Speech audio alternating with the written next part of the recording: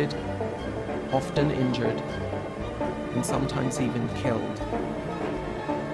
The Mustangs who survive have lost their freedom forever. Freeze-marked, and records were made of their age and color. The cattlemen said unchecked Mustangs were damaging the range. There's just getting too many on the range. They're running the cattlemen out of business. There's only a certain amount of grass out there, especially in the West, and most of it's already spoken for. There are more horses out here than there have been in decades, and no one knows what to do. It's the people that don't get along. Ranchers who often need to use the land too want to see fewer of them, and the White House wants to make selling them for slaughter legal again. Hey Maydudes, it's me Kinley, welcome back to... You can sniff. He's currently dirty right now, I just went and caught him. This is kind of a... No. I love you too. Thank you. Oh, I'm so tired. Okay. I just want to talk about kind of the not a deep secret, but it's like what's behind the scenes on Mustangs. There's a lot more to Mustangs that isn't really on the internet unless you dig for it. I'm in my room now. I was filming this with Magnum. Someone called me and then my video camera shut off, so I completely missed out on 30-minute footage that I filmed of me talking about this, but I think it'll be more like put together and collected and, well put, But I think it'll be more calm and I'm more focused on talking about this. But real quick, I'm also sick, by the way, in this video and now and all this week, and then it's so great. I'm making this video because, one, it's better to just get it out of the way instead of like typing paragraphs to each single person, but also some people might not know about this, so I'm making this video for, the people that think I went out into the wild and like just caught him and then brought him to where I live. Yeah, this video is not to like make you feel bad, and it's not a sad video. Well, I don't think it'll be sad. I just had to pop in and clear that up. This video is, it's not a documentary. Documentary? That's how you say documentary. I'm not going to Kentucky or Nevada or Texas to go and like video all the pins. This is what Magnum was in, this is where he was kept, and when I went there, this is what it all looked like. And, there weren't that many horses because they trailered all of those horses in one trailer and took them. They dropped some off in Illinois and then they came to Kentucky. There weren't that many there, and it was also like one of the small Kentucky makeovers. It's a tip challenge. I've said Mustang makeover, but it's a Mustang makeover tip challenge where it's just, the only difference really is it's a lot smaller, so it's more laid back. How long do they live?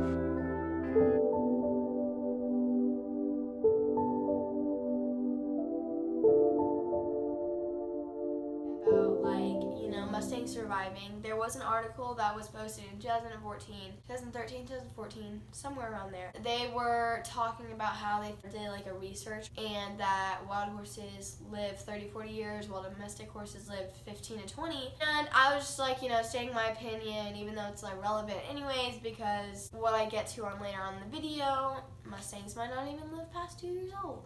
Next time even if I get comments on this video saying he deserved to be wild or deserved to be dead, then with me, you know what? Well, thanks. I don't know. Domestic horse, by the way, just means like a not wild horse, like tamed. I've known horses that live to 41, and I know some that passed away at 18 because of like a disorder that run in family or like generation. Some wild horses die at birth, and some domestic horses die at birth, like pet.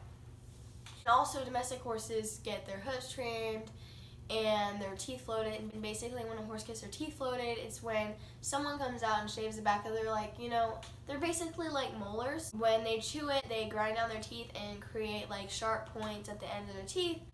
And because if they don't shave them, it becomes painful to eat, and some don't eat and stuff like that. And when horses are in the wild, they don't get daily checkups and they don't get their hooves trimmed and their teeth floated unless they like sign up for a dentist appointment. In my opinion, basically, is I was just thinking about wild horses living in the wild, not getting their teeth loaded, and then there would be pain and they couldn't eat. This is a helicopter roundup commissioned by the U.S. Bureau of Land Management, or BLM. Sometimes these horses get stampeded for miles and miles. It's a controversial practice where horses are herded off public lands and sometimes permanently put into holding facilities in an effort to control their population. The Bureau of Land Management controls 1/8 of the country's landmass, but leases over 60% of it to ranchers. Some ranchers want the horses pushed off the land. There are over 45,000 wild horses currently in holding areas. All the wild horses were kept on, I don't know about millions, but a lot of acreage. Yeah, that's a word. There are so many wild horses, and because they were eating up all the grass, they were herding them in. So basically, 60% of the land is owned by ranchers, or leased out to ranchers, and they own cattle, and they want the land for the cattle, and so they wanted the horses to leave. The Bureau of Land Management, which is the BLM, they fly in helicopters and herd horses in to corrals or pens, waiting to be adopted. The families are torn apart, stallions from mares, babies from their mothers. That day is the last time they will ever see each other again, most of them to spend a lifetime in captivity. In 1971, I think, they signed a contract that killing Mustangs was a crime. As soon as the law passed, there were essentially more horses than the government knew what to do with. Horse advocates want to protect them. Ranchers, who often need to use the land too, want to see fewer of them. Out on the range, horse populations about double every 4 years. An expense the U.S. Department of the Interior sought to address in its 2018 budget by lifting regulations that prevent slaughtering wild horses. Now, the government is considering allowing the slaughter of these animals first time in nearly 50 years. BLM, the very agency in charge of protecting them, is asking Congress for permission to kill them. They've stockpiled wild horses in holding pens. Now we have a bunch of wild horses that the taxpayers are paying for in holding facilities, and their solution is kill them, Putting the lives of thousands of horses at stake.